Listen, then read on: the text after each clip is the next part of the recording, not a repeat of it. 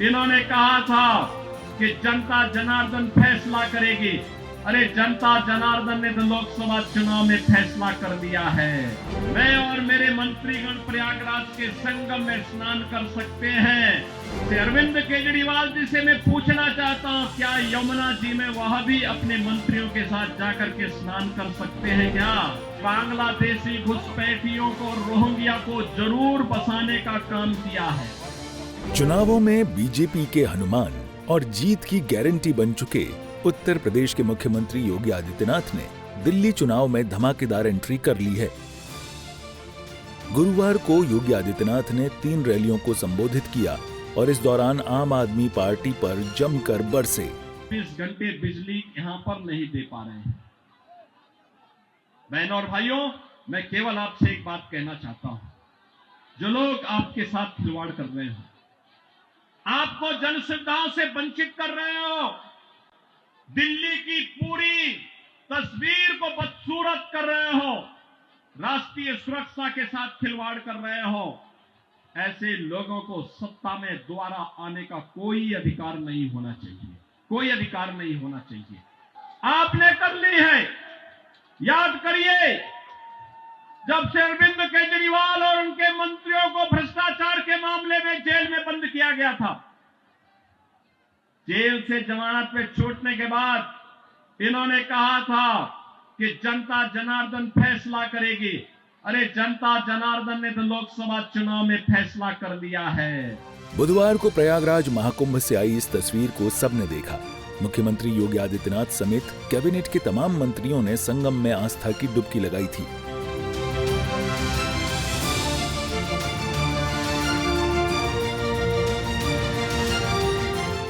और आज जब योगी आदित्यनाथ दिल्ली पहुंचे तो इसी मुद्दे पर अरविंद केजरीवाल को घेर लिया। किराड़ी विधानसभा में जनसभा को संबोधित करते हुए योगी आदित्यनाथ ने अरविंद केजरीवाल से पूछा कि क्या वो यमुना में डुबकी लगा पाएंगे। बहनों और भाइयों, अगर एक मुख्यमंत्री के रूप में मैं और मेरे मंत्रीगण प्रयागराज के संगम में स्नान कर सकते हैं, तो मैं पूछना चाहता हूं, दिल्ली में आम आदमी पार्टी के अध्यक्ष से अरविंद केजरीवाल जी से मैं पूछना चाहता हूं, क्या यमुना जी में वह भी अपने मंत्रियों के साथ जाकर के स्नान कर सकते हैं क्या?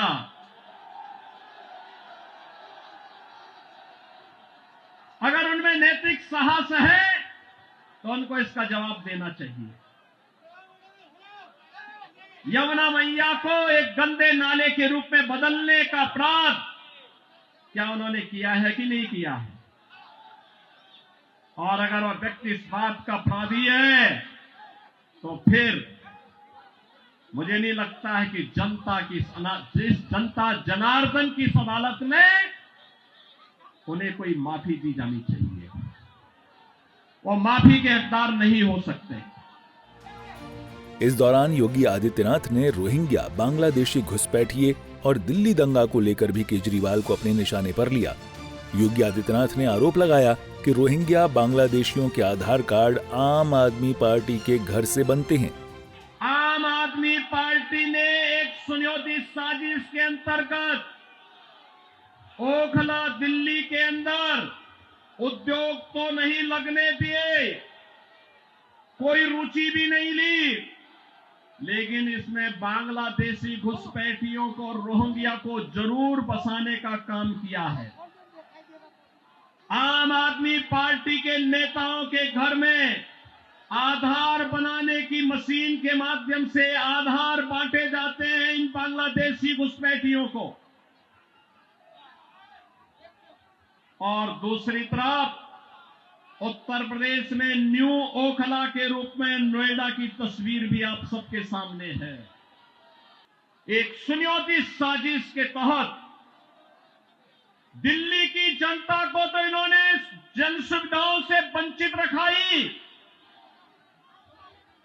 साथ साथ राष्ट्रीय सुरक्षा के साथ खिलवाड़ भी इन्होंने उन अपने शरारत भरी कृत्यों से किया है। हिंदू वोटरों को अपने पक्ष में करने के लिए आम आदमी पार्टी ने पुजारी ग्रंथी योजना शुरू करने का वादा किया है। इस पर योगी आदित्यनाथ ने सवाल उठाया और इसे लोगों की भावनाओं से खिलवाड़ बताया है। वे लगातार राष्ट्रीय सुरक्षा के साथ खिलवाड़ कर रहे हैं। स्वाभाविक रूप से जो अपने गुरु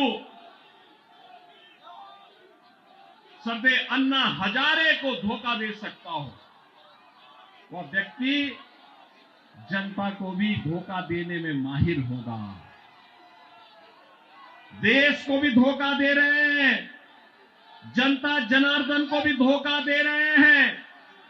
लगातार अपने वक्तव्यों के माध्यम से ऐसे ऐसे वक्तव्य जारी कर रहे हैं जिसमें अब मैं विश्वास के साथ कह सकता हूं कि दिल्ली की जनता आने वाली नहीं है, और मैं यही अनुरोध करने के लिए आया हूं।